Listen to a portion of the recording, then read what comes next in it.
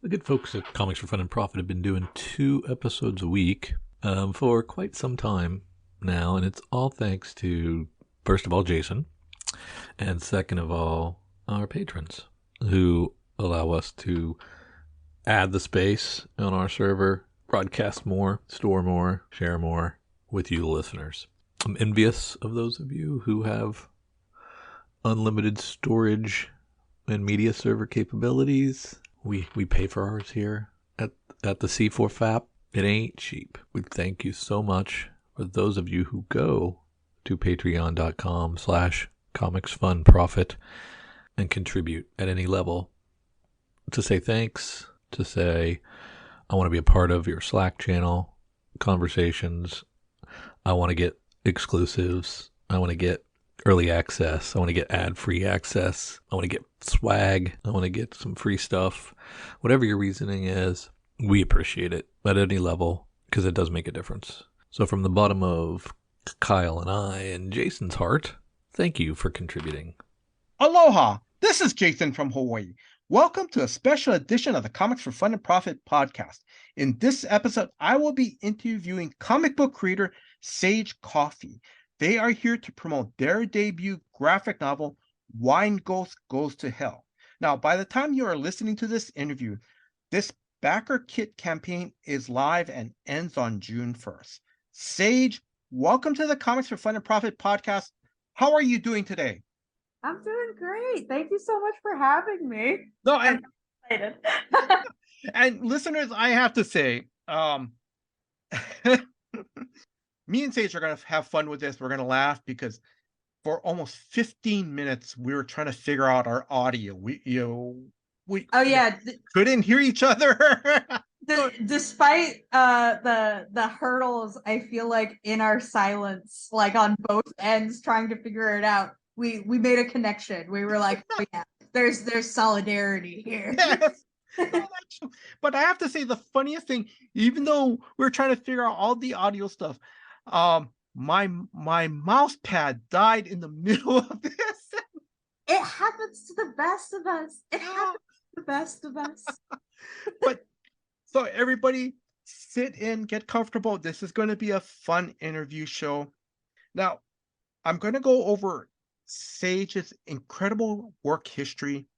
And Sage, please feel free to correct me at any time. So, yeah. I'll just add like a million more things that are. And that's perfectly fine. That's perfectly fine. So I'm going to ask, so now you worked, your works have been published in the New Yorker, the Washington Post, and the Nib. You have worked on the 2021 GLAAD Award nominee video game Bugsnax? Am I pronouncing that? Okay. Yes, Bugsnax. Right. And then you did the illustrations on one of Vulture's funniest books of 2022, I Am Not a Wolf. You are a editor of Sweaty Palms Anthology. Now, may I ask if you can, can you go a little bit more detail about what this anthology is? Yeah, so Sweaty Palms is an anthology edited and published by myself and a college friend of mine, Liz, who's also fantastic. And it was basically born out of the need to express our anxieties through making comics. Mm-hmm. And we were like, we can't be the only ones who do this. Like, there's no way. And everybody's experience with anxiety is so different and layered. Mm-hmm. So what we ended up doing was inviting a few people and then opening for submissions, going through the submissions and picking out autobiographical stories about living with anxiety, and we put them in a book. Oh, okay, that's pretty cool. Now I'm going to ask, do you want to add anything else? Currently I'm working on an unannounced book. Mm-hmm. With an indie publisher that I'm really, really excited about. More details will come out eventually about that. Mm-hmm. And then by the time this is out, there should be Bugsnax on mobile devices. So congratulations. All right. Now, before I start the interview, I want to give Hannah Bahedri of Superfan Promotions a big shout out for asking us, Comics for Fun and Profit podcast, to do this interview. And Hannah, thank you very much for all your hard work behind the scenes, providing me with an advanced copy of Wine Goes to Hell, and to coordinating this interview. Sage, do you want to add anything to this? Oh, absolutely. Hannah and David, both of them are like so incredible. Super Fan Promotions has just really put their heart into making sure Wine Ghosts reaches a large audience, and I'm really, really appreciative of their hard work. Now, before we begin, where can listeners follow you on social media? So you can follow me on Instagram at Sage, SAGEM Coffey, COFFEY, on Twitter at Sage Coffey, spelled the same way. And all of most of my comics are for free on my website, sagecoffey.com. And I'm gonna encourage listeners to check out her website. I read a couple of your short story comics, or your mini comics, I should say. Yeah. One of them I love was the I'm sorry, I'm kind of going off the cuff, and I should have gave you a heads up on this, but No, it's totally cool. the community refrigerator. Yeah. That was a great story. So the community fridge project was really, really important to me because I grew up with food insecurity. And it's a kind of, I don't want to say underground because in some places it's very common. But it's kind of a different method of food distribution that has a lot less hurdles than traditional food banks or food centers. So yeah, it was really, really important to me to just kind of get the word out there that like this is a thing that you can do with your community. Yes. To overall improve the community. Yes. Make food more accessible to folks who might otherwise like not have the ability to do the paperwork for yes, centers and stuff like that. And the other thing too is because I'm going to say, because that's the first time I've ever heard of it. And I'm sorry, I'm kind of going off the cuff, but I think it's a great idea because what it is too is it's not only, and please don't take this the wrong way, it's not only of someone coming and taking what they need, but the other thing too is that if that person has enough, they can reciprocate and give back to put it back in the refrigerator. Exactly. It's really a give and take for the entire. Yes, that's what it is. And because it encourages people, like you said, to give and take, because and like you said, it builds a sense of community, and it's anonymous. It's not going to go, it's like, oh, this is great, this is what I need, and it's anonymous. It's not like, it's not a bunch of people being like, oh, Mariah down the way got eggs from the community fridge. Like, it's not like that. Anyone can go at any time. It's right. Really the only limitation is what's available in the fridge. Yeah. But then also too, the other thing that like you said, it's anonymous. And the other thing too, it's not like also too someone's gonna go, oh look, Bob's giving like meat. Oh, like he can afford. There's no judgment. Exactly. Yeah. There's no judgment in it. Exactly. Yeah, and there shouldn't be. Like, food is a human right. Everybody should have food. Yes. Like, regardless of what that food is. Yes, that's yeah. All right. Sorry. So like I said, no, it's okay. If you guys get a chance, please, I encourage you to check out Sage's website. Sage, I'm going to ask you, as I ask new creators when they come on, like, what's your origin story? Like, what was your first comic, manga, or even Sunday comics that you? I was a really, really big manga kid. Yeah. Rumiko Takahashi, #1. I absolutely loved and ate up all of Inuyasha when I was a kid. That one really, really, for some reason, just hit my heart in a hard to describe way. And a lot of Bleach from Tita Kubo. Okay, I never heard that. Sorry, you see me shaking my head like, What? No, it's okay. I mean, I feel like similarly, like with anime and manga, like different generations will have different touchstones. Like if you mentioned Dirty Pair, Oh yes, yeah. yeah, exactly. I Like heard a dirty. generations, like Yes. hell yeah, Dirty Pair. Yeah. So basically, like early 2000s, Bleach was one of those touchstones. Um, and a lot of like Jonan Vasquez stuff. So like Jonan Vasquez, the creator of Invader Zim, also did comics. So he did Filler Bunny, Squee, and Johnny the Homicidal Maniac. As you could probably tell, I didn't have a lot of content moderation when No, I was a kid. it's I'm grateful for it, truly. It but made me the freak I am today. no Sage. But Sage, it's like with all kids growing up. I mean, um, yeah, it's like with all kids because I remember when I was going to Catholic school.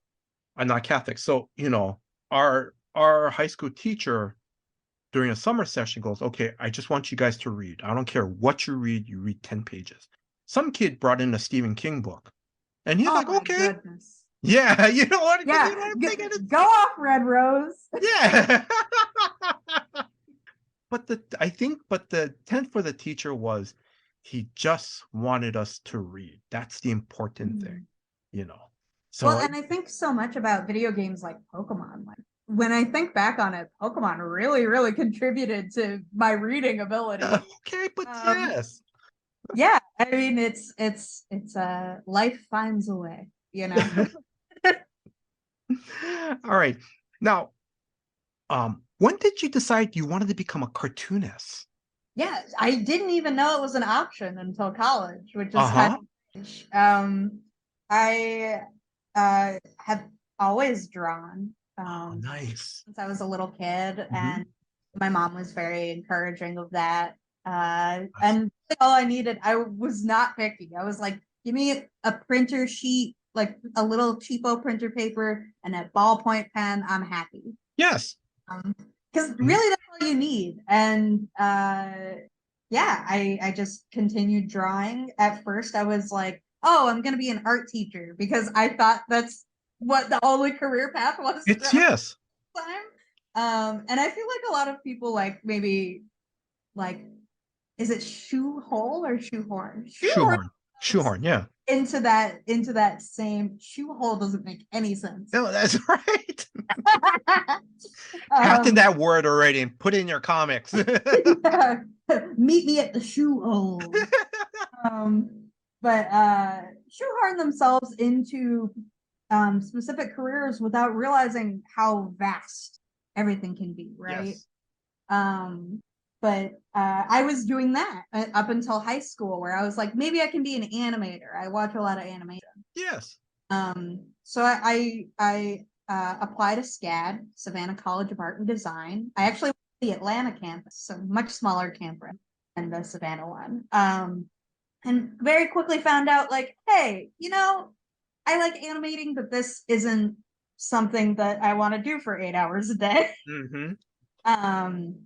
And at the time I was minoring in sequential art, which is just fancy speaks. And yeah, I was like, maybe I'll do a little pivot over here. And I ended up double majoring, which I don't recommend. I recommend doing a major minor. Double majoring was a lot, but yeah, I shifted towards comics. And at SCAD particularly, what's interesting is that they're really focused on more Cape comics and like the quote unquote indie that you would see at a place like SCAD, at least when I was there, was more on the Oni Press side, which now when you think about it, like it's pretty mainstream, like folks know Scott Pilgrim and stuff like that. Yes. But it wasn't until I moved to Chicago that I realized that there's a huge alternative. And I feel like that's where my work really thrived. And I just started pitching around. And that's something about me is like I'm constantly pitching. The Nib was kind enough to pick up my first publication that was like outside of, just self-publishing stuff. And I don't know, it feels weirdly like a career that I worked towards but also fell into. Yes. No, it does. It does. Yes. It does. Because it sounds like you were prepared. Yeah. That's the mean. You were prepared, and then whatever happened, whatever came through, you're ready. Absolutely. And like I don't talk about it often, but like during those times, even when I was in college, I was holding down like part-time jobs and freelance. And I think as a cartoonist, it's really important to have that alternative mode of income because famously we don't get paid. Yes. But that's like again, you're just prepared. You're very it was just being very realistic. Yes. That's the thing, and then I'm sorry, but I know we're going to touch on a little bit more. Oh no, about I'm just happy to be here. Yeah, no, about being a little bit more realistic when we talk about why you went down the backer kit route. So we'll talk a little bit more about that. Okay. Yeah. Okay. And then I'm going to ask, how did you feel seeing your name for the first time on the published on a professional work? And I take it that was from the Nib. Is that correct? Yeah, I didn't realize how big the Nib was at the time. To me, I was like, oh, this place has submissions. I'm just gonna go for it. Yeah. And it's sort of, I feel like, especially with print publications like that or with online publications like that, sometimes it's better to not like focus on how wide their audience is and instead focus on the work that you want to make. Finding an outlet that really highlights either similar works or similar subjects. Because I think all cartoonists have gotten like rejections in their inbox, that's not common. It's really just doing your best to not see that rejection as final. Yes, just not seeing like if the Nib said no, I would likely pitch the story elsewhere. Yes. And I don't know, it's just really important to keep your options open when pitching something. Pitching multiple places at a time, that can get a little like inside baseball. Like it depends. A lot of places will say don't do that. And I would recommend that. Yes, yeah, because you really like, and same thing with anthologies, read over their submission guides. If you follow the submission guidelines, you're immediately closer than the 100 people who are behind you who didn't. Yes. But again, and Sage, I'm sorry if I keep bringing this up, but the thing I love hearing from you is that you're being a realist. It's hey, you need to have that part-time job to kind of make sure you get some income coming in. But also too, it's like, if you're going to submit something, make sure you read everything because you want to make sure your stuff is the right fit for them.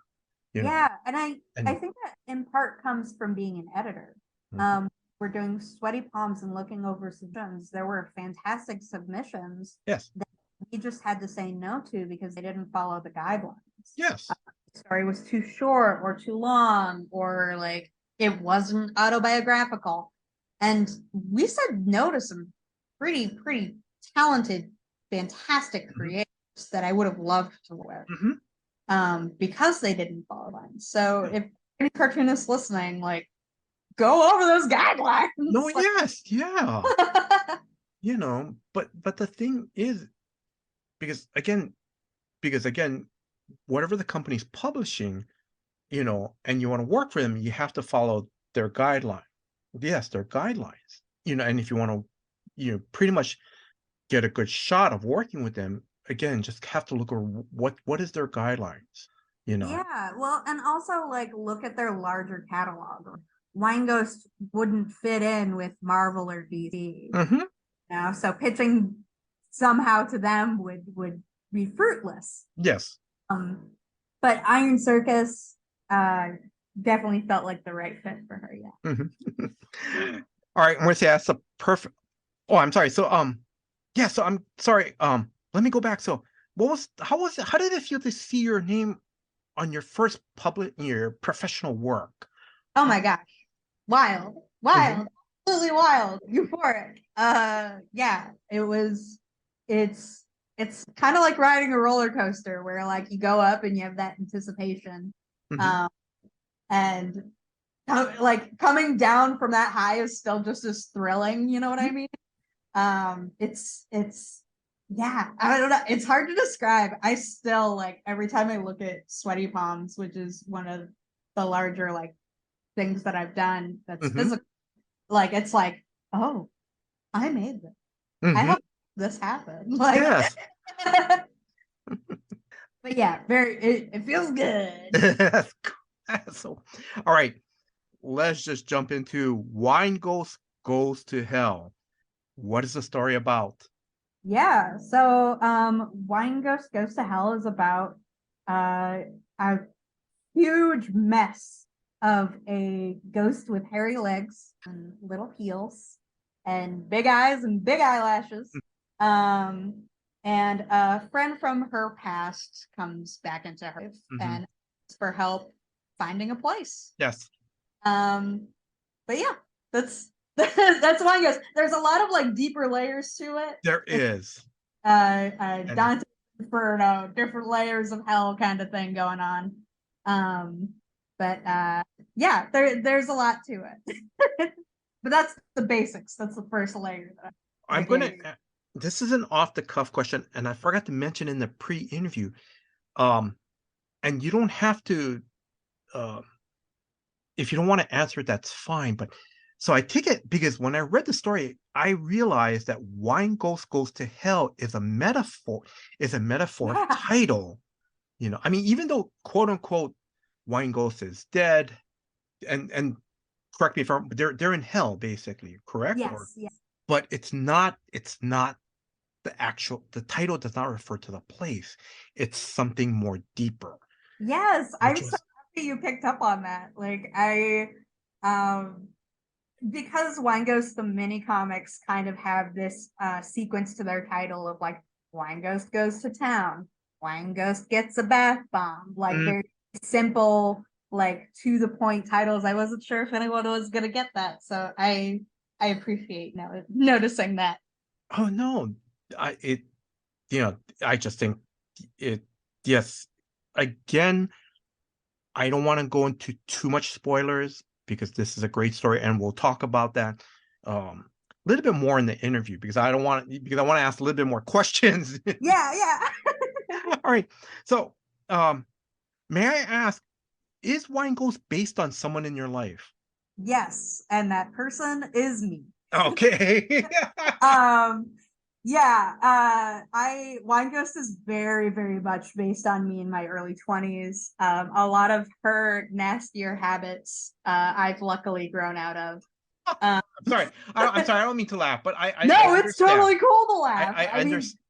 There's a ridiculousness in being in your early 20s that I really capture, and she's kind of an exaggeration of those traits. So like with sort of the vapidness that comes with being in your early 20s, like you're looking at the world but through the lens that only right, like, and that doesn't mean there aren't like deeper, more personal, emotional places in folks in their early 20s.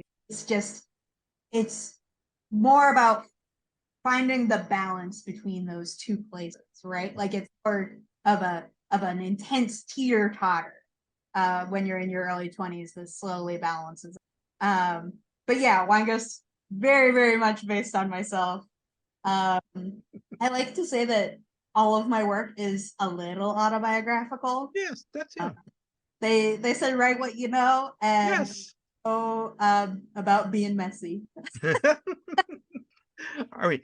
I'm going to ask you. I know Wine Ghost started off, and correct me if I'm wrong, Wine Ghost started off as mini comics between 2017 to 2019. I'm going to ask, where did you sell your Wine Ghost mini comics? How did it grew in popularity too? Yeah, I sold them at conventions. And I did a lot of zine readings. The premiere of the first Wine Ghost was at a Chicago event called Zine, which is sort of an alternative comics read. I made this giant Big Bird-esque Wine Ghost puppet that I was operating from the inside while reading, and I think folks were just enamored by the size of the puppet that Yes. turned into a love for Wine Ghost. From there, I sold at Chicago Zine Fest, Cake, Chicago Alternative Comics Expo, SPX, Small Press Expo is another one. But yeah, I did conventions, and I just printed them off. All of them are risographed, which is a Japanese form of printing that's like if a copy machine and screen printing had a baby. Yeah, risographing is very, very popular in Chicago. So like any Chicago listeners who are in the alternative scene are like, oh yeah, I've heard of that. But yeah, it's a very, very interesting process, and it allowed me to kind of add a little more character to the minis by having neon purple on like bright yellow paper. And I feel like those kind of wild colors really add to what Wine Ghost has. Yes. You know what I mean? Yes. It's sort of like a emotional psychedelica kind of thing. Yes. Sage, forgive me, all throughout the interview, I just think you're an amazing creator. Oh. Because no, and I'm being serious because for you to print it on a different type of printer and paper and stuff, and I'm sorry, I can't remember the name of it, even though you mentioned it. Oh no, it's okay. It's okay. That's amazing, because that's just incredible, and you to have, you as an editor, you as a cartoonist, and like I said, a little bit further, we're going to talk a little bit more about the business side of, why you chose the backer kit route too. But it's you are an amazing creator. It's like you're looking at the industry not only from a creative side and what's going to work and what's going to work for your character and making the colors pop a little more, so just to show the yeah, it's like an fun side. It's like a little special. It's like an like a little special. Yes, and I feel like it's so nice to just pick up a mini comic and not see the regular like Kinko's paper. You know what I mean? Like reading a book is a tactile experience on top of being a mental experience going through the story. And I think really activating those different senses can, I don't know, really help bring out some of the texture in your characters, to use the pun. No, yeah. But yeah. I'm sorry, I'm gonna what were your fans' reactions when you start to sell Wine Ghost? What was the reactions? Because Wine Ghost was kind of born out of boredom, I'd say. I never expected her to be as popular as she is. And I'm really, really grateful to the folks who like her and get her, because she's so fun to draw and so fun. Like the world is just very fun to explore for me. Yes. So it's as an emotional work as it is, it's also very indulgent work. So I feel like I'm selfishly getting the best of both worlds as a creator. Yes. But yeah, folks were really, really happy. I would get folks coming up to me and asking like, hey, do you have a new Wine Ghost? I'm like, yeah, I do.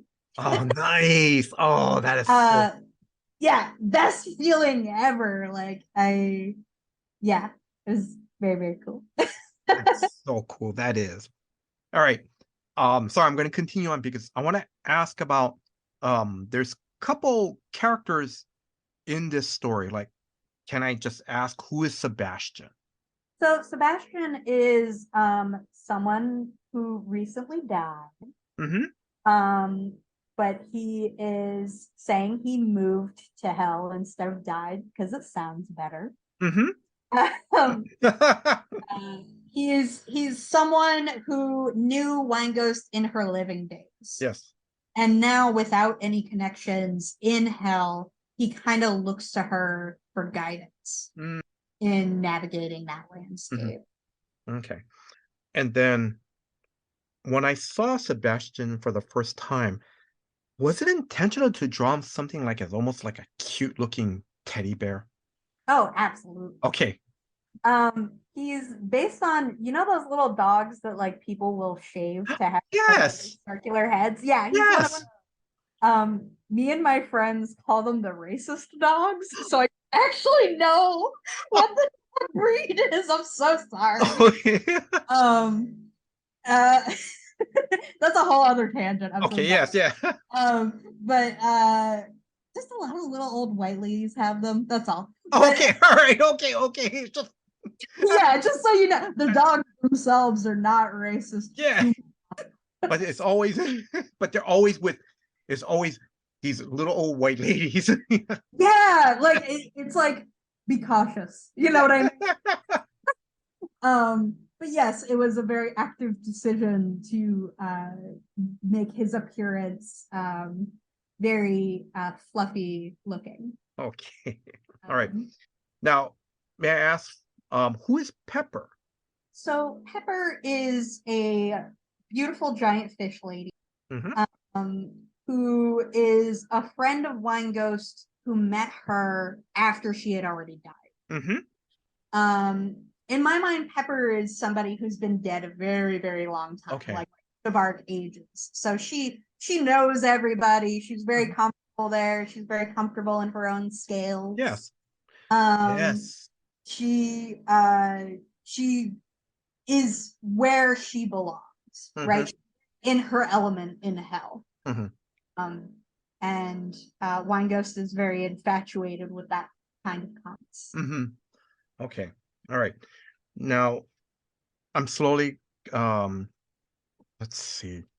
I'm going to move on to this next question. You know, what does the graphic novel contain? Because I know because this is an original story of Wine Ghost. Is that correct? Yes. Okay. Yes. So it's 80 pages of one story, full color. Which is the first Wine Ghost story I've ever done in full color. That's right. Yes. Yeah, I'm pretty proud of it. I think it looks pretty cool. And then process and sketchbook. And so you'll get to see kind of the environment of Wine Ghost, some of the illustrations I've done between when the book was pitched and now. Some concept art. Yes. Like that. All right. So Sage, you already know that I told you I love this story. It's a great story. I love the title of it. It's a very good metaphor. Listeners, me and Sage are not going to spoil the story, but it's a very good story. You know, thank you. You've already saw my notes. So you kind of know what I'm going to say and what I'm not going to say. But basically, it starts off with two friends meeting up, and from there, the whole story is like an onion with so many or as you said, it's like Dante's Inferno. You know, the circle keeps going, it goes more down, it goes deeper and deeper, and it's incredible. The story is about relationships, and I love it. It's great. One thing I do want to point out, and it's early on in the story, I love the nine grid pizza page. Oh, thank you. All you see, and for listeners, all you see is Sebastian and Wine Ghost having pizza, and you see them. All you see is their hands taking a piece of pizza, but they're talking, and I love it because it shows their relationship or their friendship. But I just thought that was so cool that it's just such a unique idea, and I love it. The And I top just pizza are actually photos of my eyes that I copy and pasted on there and then colored them to make them look a little bit like green peppers. oh, okay, all right, In case you were wondering what was on the pizza. okay. But yeah, you can tell a lot by the way somebody eats their pizza. Yes. All I'll say. All right. All right. I'm sorry, I'm gonna move on. Yeah. I read one of Weinghost's one of the mini comics, or one of Weinghost's adventures, and I love this one. Weinghost Goes to Town. May I ask, are you okay to tell us what is that short story about? Yeah, so Wine Ghost goes to town. I always picture it as Wine Ghost helps a girl get out of a bad date. Yes. And really at its core, that's what it was. It was made for that event that I was talking about, Zine Not Bad. Mhm. And you wouldn't believe it by looking at it, but I did it in maybe about a week, maybe Mhm. and a half. Mhm. Just like finishing lettering as I was going to the event, truly. I'm usually a lot more punctual, I promise, but with Wine Ghost specifically, something about her makes me late every single time. But yeah, I it was really an introduction to the character. That's where the opening lines in the first few pages. She is drama, she is fashion, she has a passion that just won't quit. Like that's I needed a really, really easy way to, or a really fast way rather, to get this story across of like, who is this character? We Yes. know her immediately so we can see how she navigates this situation of finding a living girl at a bar with her ex. Mhm. Um and yeah, I don't mind spoiling the mini comic if the readers don't mind me Yeah. spoiling them. Yes. Yeah. But she ends up agreeing with the girl on the date with her ex to possess her to Yes. kind of drive this guy away. Yes. The girl's like, oh, this guy like kind of sucks. Yeah. Like I want to get They're out of talking in the here. bathroom. They're talking in Yes. the women's bathroom. Yes. And I also just like telling stories about girls being friends, you Yeah. know. It's just kind of fun for me to explore those relationships. Um and Wine Ghost in that instance is kind of a protector, right? She's Yes. seeing this ex of hers, completely forgetting her past with him and just like going into possessive mode of Yes. like, oh well, I dated him. How dare she? And Yeah. then oh yeah, we stopped dating for a reason.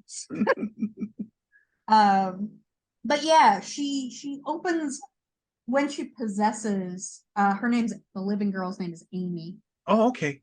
Possesses Amy um to drive this guy away. She opens her mouth into this giant toothy maw uh, Yes. with a long like winding tongue and eyes in the middle.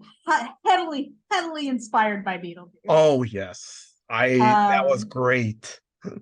and thank you. Yeah, Beetlejuice. That's a whole other tangent. Truly, huge inspiration to Wineghost's character, but also just like to my work in general. All right, off the cuff question. How big of a Beetle, because we already talked about this before, but for listeners, how big of a Beetle fan juice are you? Oh, number one Beetlejuice fan. Yeah. No, actually, I really like the musical. I Oh, do. there's a musical? I didn't know Yes, that. there's a Oh, musical. It's okay. good. They do change some things from the original movie, but they kind of poke fun at it. Yeah. Because yeah. So yeah, I still liked it. I really Yeah. the actor that got to play Beetlejuice, his voice so close to Michael Keaton. Very, very awesome to just hear him sing in Beetlejuice. And I really enjoyed the music. But yeah, I love the musical. I grew up with the animated series, so it's Oh. a close place in my heart. Uh, And me and my mom had like a handful of VHSs that were in the house. Oh, nice. Beetlejuice was one. So I know that whole story like the back of my hand. Nice. Yeah, I absolutely adore Beetlejuice. Mhm. That is so cool. Before I move on to the next question, the thing I love about Wine Ghost, when she possesses Amy, it kind of reminded me of Deadman from DC Comics. Oh, I'm not familiar with Deadman. Okay, so Deadman, now I'm going to try to remember his origin as best I can. He was created in the 1960s. He was killed, and I think he was accidentally killed. And then I forget, it was an Indian goddess sent him back to Earth, but only as a spirit. So, and he wears his dead man costume. It's this big red thing with one of those huge collars. He has his white mask on, and he has a D for dead man. And his whole acrobat thing was I think he was like an acrobat at a circus called Dead Man. Ooh. And then he goes into people's bodies to possess them, to either to try to stop something. He tries to stop people from doing, whatever evil acts, or tries to, possess somebody, try to get them, away from a certain situation. So, so it just sounded similar to that, and I just thought that was so cool. Oh Yeah, my gosh. Yeah, I'll definitely have to read it. yeah. Yeah. I know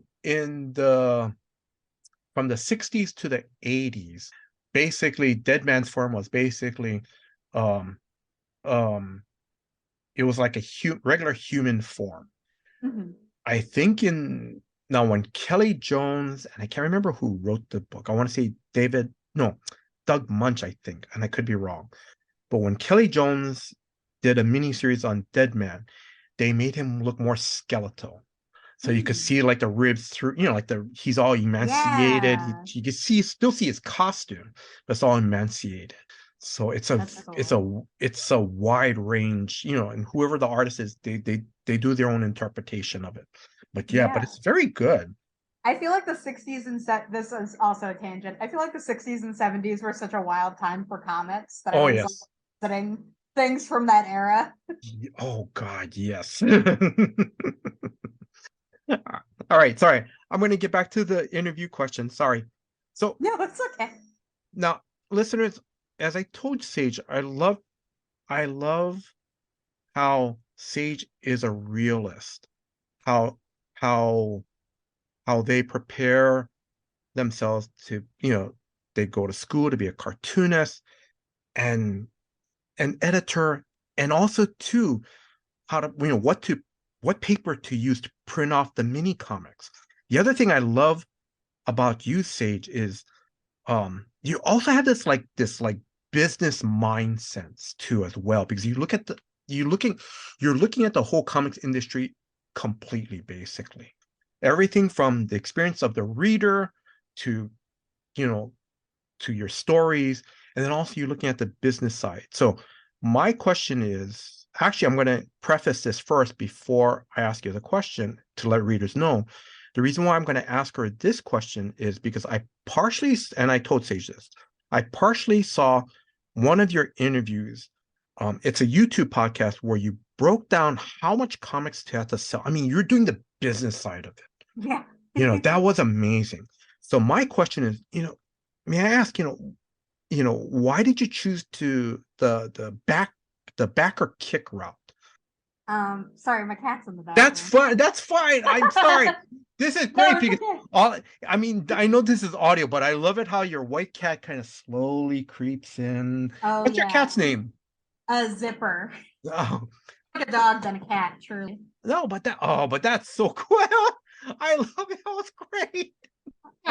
Yeah, he likes, I have like a huge shelf of figurines, and every now and then I have like the figurines I don't super care about right Oh on yeah. the, because I know he'll come over and like push them off. Oh. I'm like, okay, this is where like the McDonald's toy from the 80s goes. Yes. Some toys for my child. Yeah. Um, yeah, Zipper, he's a goofy little guy. That you might hear him knocking over things in the background. That's fine. If I hear knocking in the background, I'm just gonna say, "Oh my God, is that Wine Ghost?" You know. Yes, sit here. Me. All right. So I'm sorry. Yes, So business. yes, I'm sorry. Time to get on my business socks. Yeah, I don't know. I think to have a sustained career without burning out, it's really important to think about how much income is coming in from your channel. Because I've seen so many cartoonists just completely like work so hard, get such little reward, and then burn themselves out. And it's really heartbreaking because there's a lot of talent that's lost. So what I try to do is make my career as I mean, I probably most folks try to do this too, but make it as lucrative as possible. Yes. For the amount of time and energy I do. But I never want to compromise and be like I'm not a Superman guy. I would never draw Superman fan. I mean, like it's important that to find the balance of like what you want to do and what you want to present with how much you're able to live within your means. Yes. I'm a pretty modest person financially, right? Like like I said, like give me some printer paper. Give me a ballpoint pen. Yes. I'll be fine, I really I feel like most of my money goes towards video games, honestly. if we're counting like outside of rent. And yeah, I don't know. It's important to look at the bigger picture because like I grew up, me and my mom grew up pretty poor.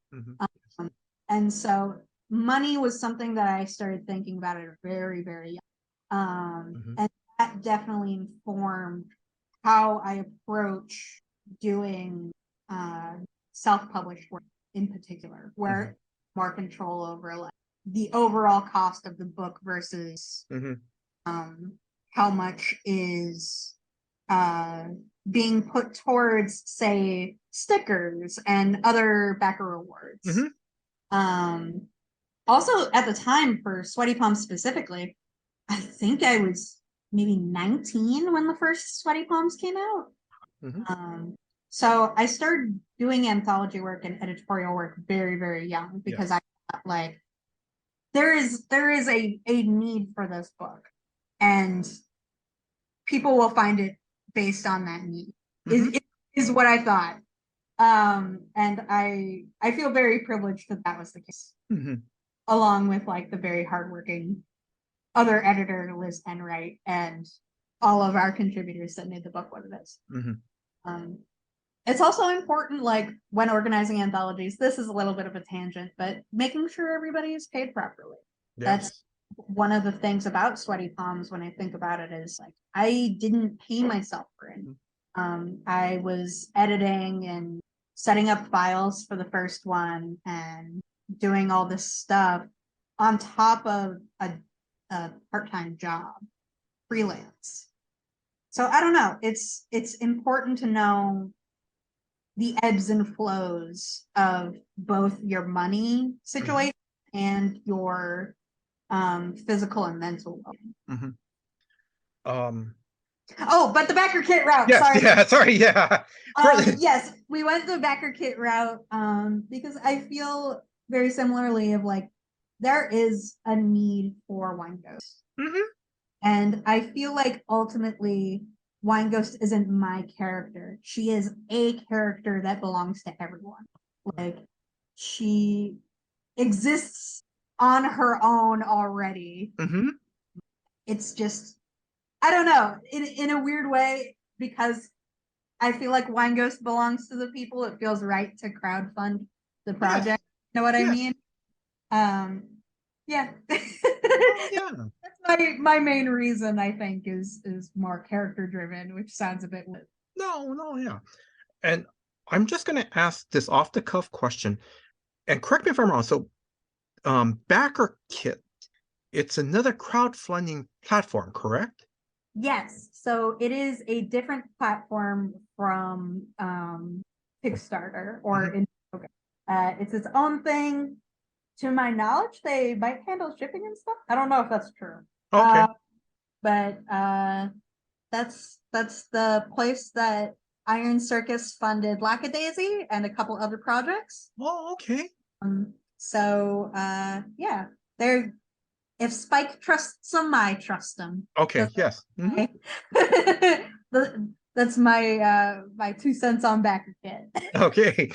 And then for listeners, we will put a link in the show notes. So if you are interested in backing backing this campaign, the link will be available. For this, are there any tier levels or anything? Like, is there a digital copy tier? Like, Yes. can you go over that? I can, yes. So first day folks will get a mini comic PDF that's not Wine Goes for, Oh, but it is a very, very good mini comic bag. oh, And there will be digital copies available, physical copies available. There will also be a Wine Ghost figurine. yes. It is a soft vinyl glow in the dark figurine with like see-through pink sparkly legs. The sculpt is by Doom Co-Designs, who has most recently worked with Astro Boy, which is pretty cool. Oh, nice. Yeah, shout out to Kent at Doom Co. He's great. Um, and a few more surprise stretch goals that I won't spoil, but they're very cool and maybe also glow in the dark related. Oh, okay. All right. I'm going to ask, do you want to give a shout out to anyone who has helped you with this? And it is a passion project. Oh, truly, yes. Yeah. Oh my gosh, so many people. Yeah.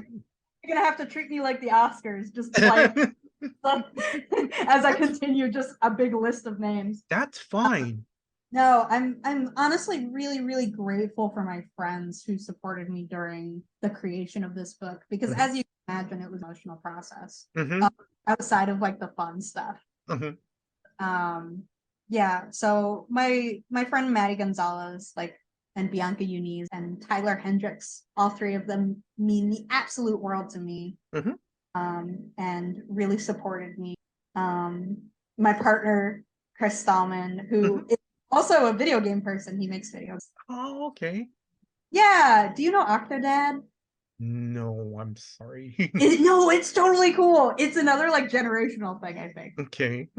Octodad is a human, or no, sorry, an octopus pretending to be a human dad, and you play as him. But yeah, Chris, late night coffee runs, cooking dinner, like all the sweet stuff. And Spencer Amundsen, Yes. who flatted the book for me. For those who don't know, also well inside baseball, flatting is taking random blocks of colors and putting them in the line work. That way, all I need to do as an artist is choose my color palette and color it in that way. It's a way to streamline the process. It's very, very common in mainstream comics, less common in indie comics, but it makes for an overall better print in the book itself. Spencer's also a very close dear friend. Absolutely, thank you to him as well. And of course, my editor and Hannah and super. Yeah, okay. All right, play me off. No. I don't know why I went into the Jurassic Park theme. I have Jurassic Park on my brain for some reason. That's fine. That's all right. All right. Actually, three more questions, and I'm going to wrap this up. I'm going to go into the fun questions. So, what was your favorite convention moment, either as a fan or as a creator? And it's okay if you only have one, or if you have like 2 or 3. Don't worry. Yeah. So when I was a kid, I actually cosplayed a lot and went to anime conventions. Nice. Please, I beg of you, don't try to look up photos. I mean, you know, it's me being a 13-year-old being Hunter from Left 4 Dead. But oh, and I was Link once. I was school Link with the brown hair. But there's this convention in Chattanooga, Tennessee, JampCon, and they had no people in their talent show. Oh. So they were walking up to random cosplayers and they were like, "Hey, do you want to participate in the talent show? You can do literally anything." Uh-huh. I was like, "Sure." And me and a couple buddies of mine, who were all cosplaying completely different characters, Uh-huh. danced Caramel Dancing, which people from the early 2000s are probably like, "Why would you do that?" And like laughing their heads off. But that, I think, was my like young kid best moment. I think one of the best moments tabling. One time I tweeted about really craving Swedish, and one of the first people who ever followed me on, who happened to live in the area, came by with a big bag of Swedish. And that was the absolute, I will never forget. Like, that is the absolute. A lot of stuff like that. Mhm. People just coming up to me now saying my books mean a lot. That stuff warms my heart every time. That is very nice. Thank you very much. All right. Have you and your family been to Hawaii? No, I'd love to visit Hawaii just because I have friends who live there. Oh, okay. Yeah, and I love, like, one of my friends who now lives on the mainland has made me some traditional Hawaiian dishes, and they're so good.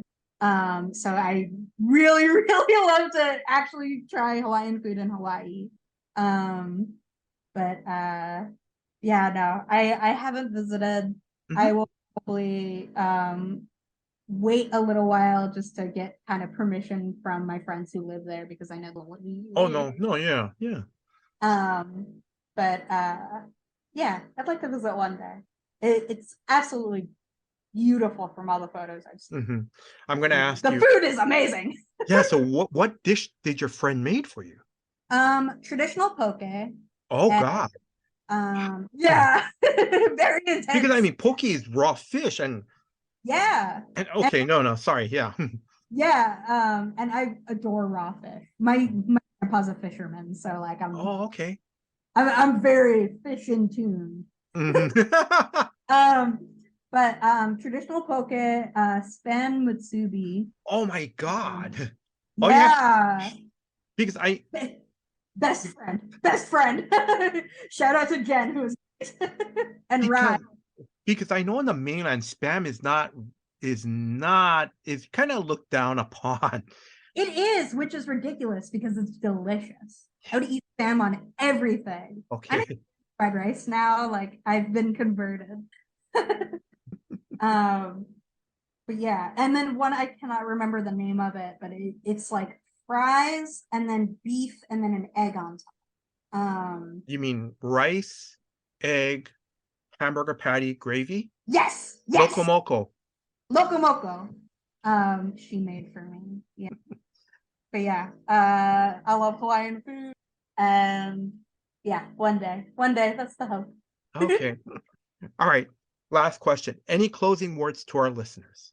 Thank you for listening. I really, really hope that you find something out of Wine Ghost. And that hopefully if you read all my other work regarding like community support and stuff like that, that it inspires you to, I don't know, get more involved in your local community.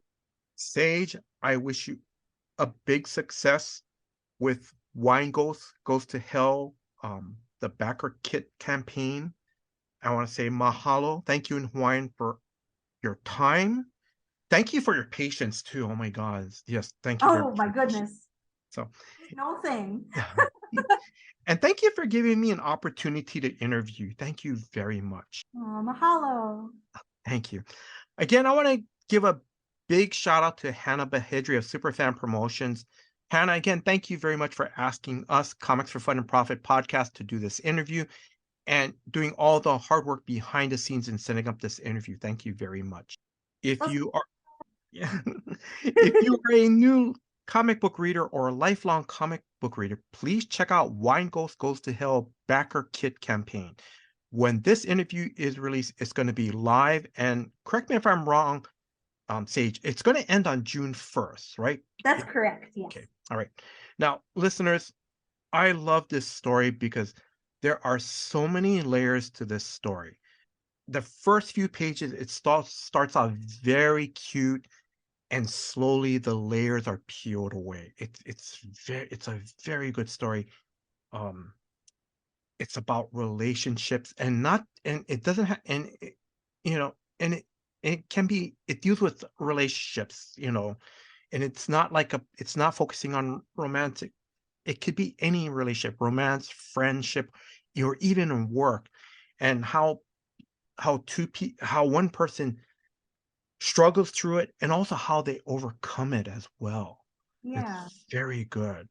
Um, I want to thank Drew, the host of Comics for Fun and Profit, for putting this episode together. Drew, thank you very much for all your hard work behind the scenes. And if you are a new listener, please check out new episodes of Comics for Fun and Profit that comes out every Saturday. And I want to thank you, the listener. Thank you very much for your time. Thank you for listening to this episode. Until next time, guys. Aloha.